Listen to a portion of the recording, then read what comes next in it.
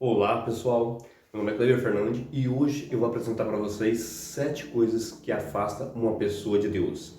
Ficou curioso? Então venha comigo, assista o vídeo até o final. E se você não é inscrito no canal, já se inscreve aqui embaixo, ativa o sininho para ser notificado de todos os vídeos que nós subimos. Então venha comigo.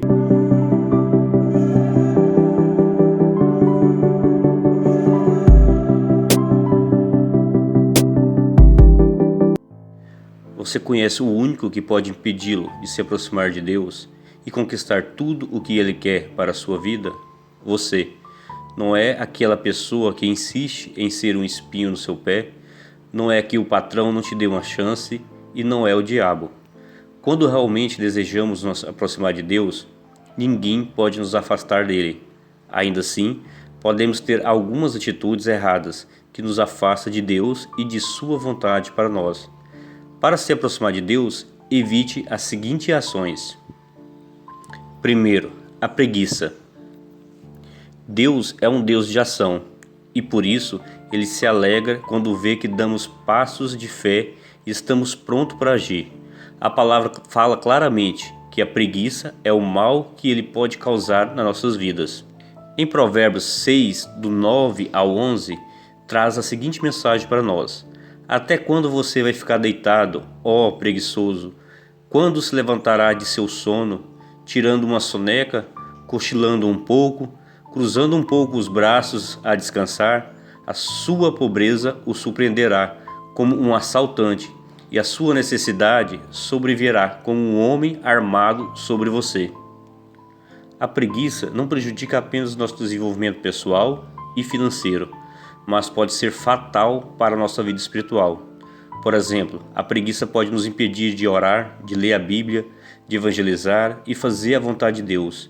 Deixa esfriar espiritualmente, ou seja, mais distante de Deus.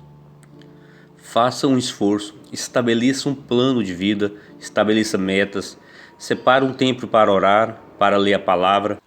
Aprenda a separar um tempo de qualidade para traçar suas metas, para se dedicar à obra de Deus, e Deus vai trabalhar na sua vida. E você vai ver que aos poucos você vai se sentir mais forte, mais confiante e mais perto dele. Segundo, é a fofoca. Fofoca é falar sobre um aspecto ou mais da vida de outra pessoa, sendo ela verdadeira ou sendo falsa, inventando coisas. A fofoca geralmente causa intriga e briga entre os irmãos, entre pessoas. Por isso que Deus abomina. Essa atitude normalmente causa discórdia e por isso é um pecado perante a Deus.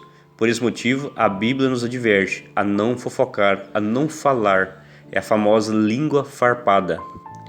Em 2 Timóteo 2,16 traz a seguinte mensagem: evite as conversas inúteis e profanas, pois o que se dão a isso prosseguem cada vez mais para a impiedade. Em Provérbios 20:19 fala assim: quem vive contando casos não guarda segredo, por isso evite quem fala demais. Por isso, mesmo se a pessoa cometer um erro, falar do erro dela nas costas dela não vai ajudá-la. Deus conhece a intenção dos nossos corações. Se você quer realmente ajudar uma pessoa, fala diretamente a ela. Ou simplesmente ora por ela, ora para Deus agir na vida dela. E se as nossas palavras não servem para edificar, é melhor então não dizer nada.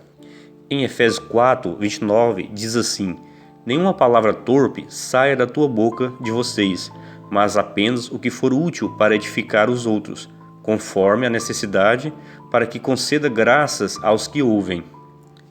Terceiro é a inveja. A inveja é uma das obras da carne que são descritas em Gálatas. Em Gálatas 5:21 diz assim: a inveja, a embriaguez, orgias e coisas semelhantes eu os advirto, como antes já os adverti. Aquele que pratica essas coisas não herdarão o reino de Deus. O que significa é um pecado e que devemos eliminar das nossas vidas, se queremos viver perto de Deus. Ter inveja de alguém é querer ter algo que não é nosso. E isso muitas das vezes causa um sentimento de desgosto quando alguém é bem-sucedido em determinadas áreas da sua vida.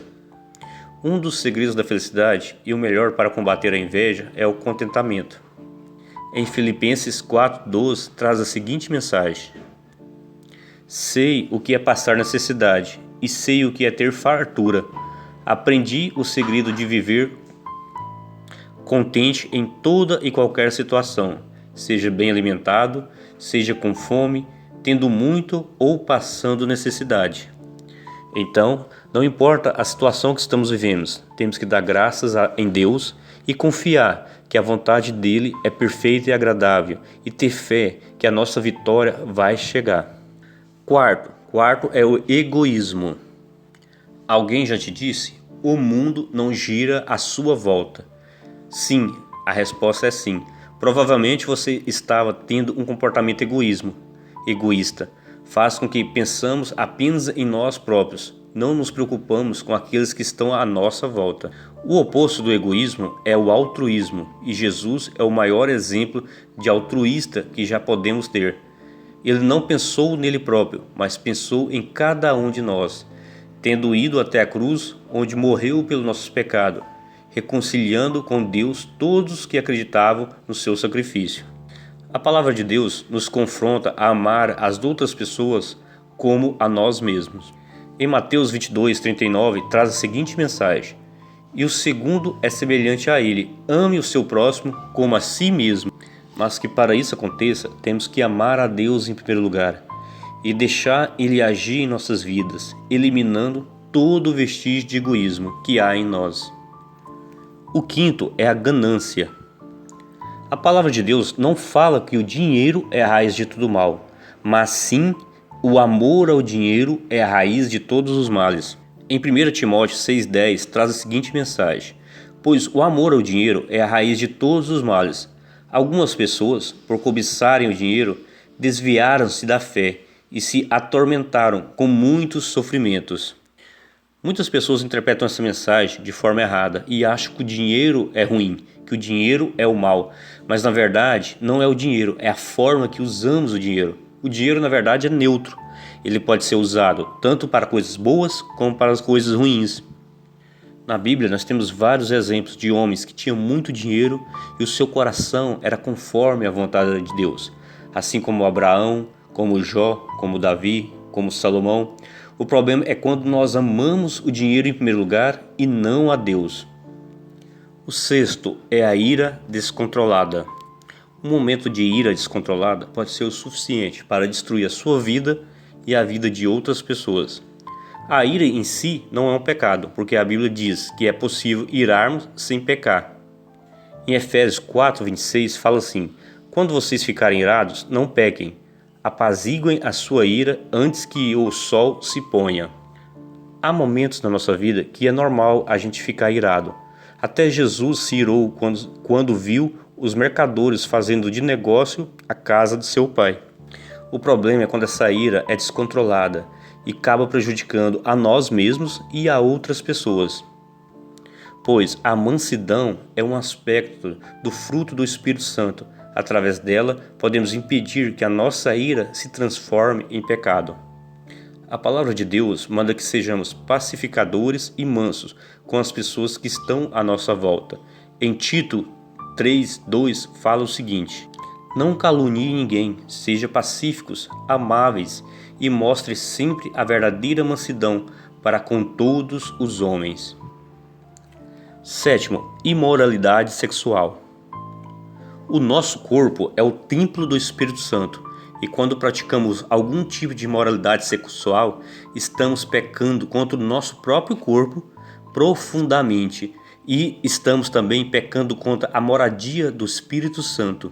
Em 1 Coríntios 6, do 18 ao 19, traz a seguinte mensagem: fujam da imoralidade sexual. Todos os outros pecados que alguém comete, fora do corpo os comete. Mas quem peca sexualmente, peca contra o próprio corpo. Acaso não sabem que o corpo de vocês é santuário do Espírito Santo e que habita em vocês, que lhes foi dado por Deus o que vocês não são de vocês mesmos?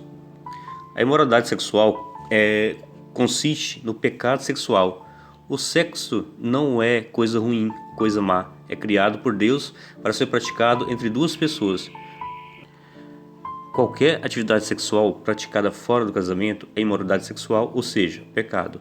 Assim, quando você comete qualquer um desses itens citados acima, você próprio está se afastando de Deus e está prejudicando a si mesmo, trazendo bloqueios, trazendo esfriamento espiritual e te afastando da presença de Deus.